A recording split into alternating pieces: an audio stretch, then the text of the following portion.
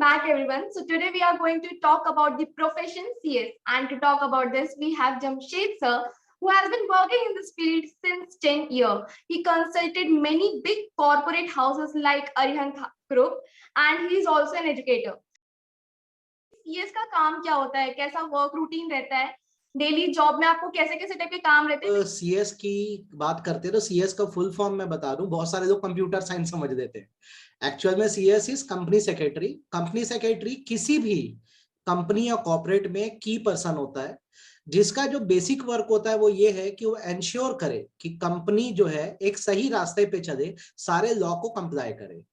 एक company secretary की जो पोजीशन होती है वो बोर्ड ऑफ डायरेक्टर के साथ साथ होती है, और इनका काम होता है कि ये देखना कि बोर्ड ऑफ डायरेक्टर जो डिसीजंस ले रहे हैं वो एक एडुकेट और एक प्रॉपर डिसीजन हो, जिससे कंपनी सही रास्ते पे चल सके।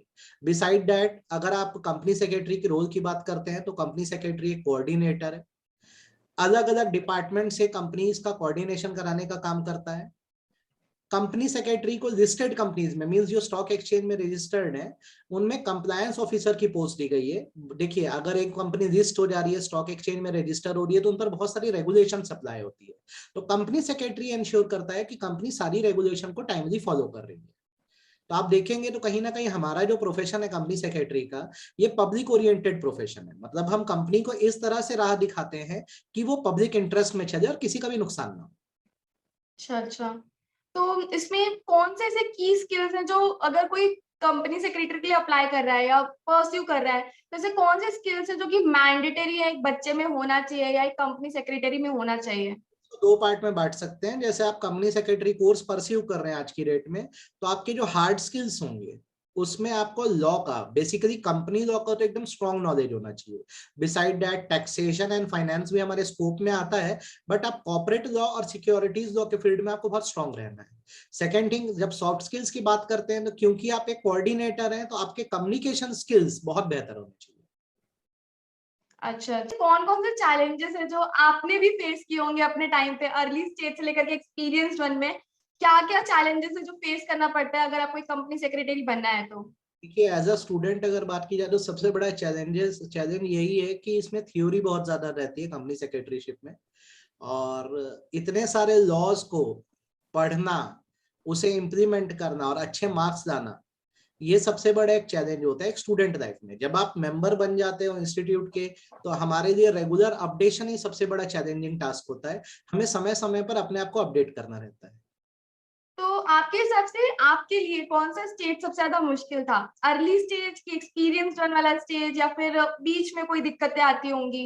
इनिशियली जब हम मेंबर बनते हैं तो जो हमारा इनिशियल स्टेज होता है, जहाँ हम स्टूडेंट लाइफ से सीएस की लाइफ में एज अ मेंबर एंटर कर रहे हैं, तो वहाँ ग्रोथ स्टेज में थोड़ा सा ज्यादा हमें चैलेंजेस होते हैं। जैसे हमारी इंटर्नशिप खत्म हुई रहती है, हम नए नए कॉर्पोरेट्स में जाते हैं, तो वहां पर थोड़े से इशू शुरुआत में आते हैं, बट वंस आपको हैबिट हो जाती है, आपको वर्क कल्चर समझ आ जाता है, कंसेप्ट समझ आ जाता है, फिर परेशानी नहीं होती। स्टूडेंट इसको परस्यू कर रहा होगा तो मतलब कैसे उनको एग्जाम्स की तैयारी करनी चाहिए? अगर आप कोई टिप देना चाहेंगे कि बच्चा अगर प्रिपेयर कर रहा है एग्जाम के लिए या फिर आगे चल के बनना चाहता है सीएस, तो कहाँ जाके अप्लाई करना है, कैसे अप्लाई करना है, या फिर रेज्यूमे में क्या होना चाहिए, सीवी में क्या होना चाहिए, क्या चीज पे ध्यान देना चाहिए उनको बेसिकली? स्टूडेंट अभी क्लास 12th में अपीयर कर रहे हैं, अभी जब उनका 12th का बोर्ड्स आएगा उसके बाद वो सीएस ईईटी एग्जाम, जो सीएस का एंट्रेंस एग्जाम होता है, उसके लिए एलिजिबल हो जाते हैं। Generally CSEET is the first stage. It's known as Executive Entrance Test. इसका रजिस्ट्रेशन 10th के बाद ही हो जाता है, बट एग्जाम 12th के बाद दिया जाता है। जब स्टूडेंट CSEET क्लियर कर देता है तो जो नेक्स्ट स्टेज आता है वो CS एग्जीक्यूटिव प्रोग्राम होता है। एग्जीक्यूटिव प्रोग्राम में दो ग्रुप्स होते हैं। फर्स्ट ग्रुप में अभी एज पर न्यू सिलेबस में 2022 आपको बताऊं तो फर्स्ट ग्रुप में 4 सब्जेक्ट्स हैं एंड सेकंड ग्रुप में 3 सब्जेक्ट्स हैं। अब जब स्टूडेंट का एग्जीक्यूटिव क्लियर हो जाएगा, दैट सेकंड स्टेज, तो फाइनल स्टेज पे आएगा जो होता है CS professional programme. Professional programme clear करने के बाद 21 मंथ का ट्रेनिंग स्ट्रक्चर है जो उसे कंप्लीट करना होता है, जिसे आप इंटर्नशिप भी बोल सकते हैं, और उसके बाद वो मेंबरशिप के लिए अप्लाई कर सकते हैं। ये course anywhere in India, even outside India भी किया जा सकता है परस्यू। हमारे बहुत सारे ओवरसीज चैप्टर है, से फॉर एग्जांपल इन दुबई, तो जो आउटसाइड इंडिया भी स्टूडेंट है इस कोर्स को परस्यू कर सकते हैं, and it is one of the most reputed professions in our country.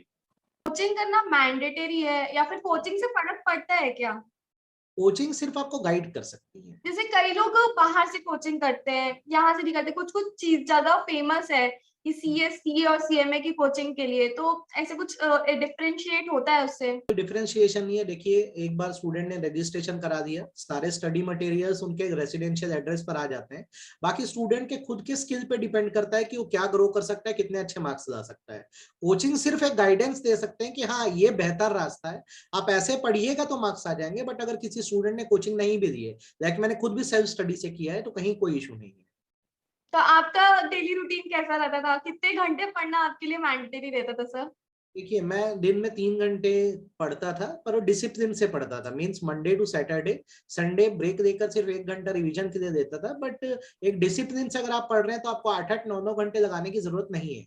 आप daily 3 to 4 hour as per your capability दीजिए, लेकिन डिसिप्लिन से दीजिए, तो आपकी सक्सेस जरूर गारंटी है।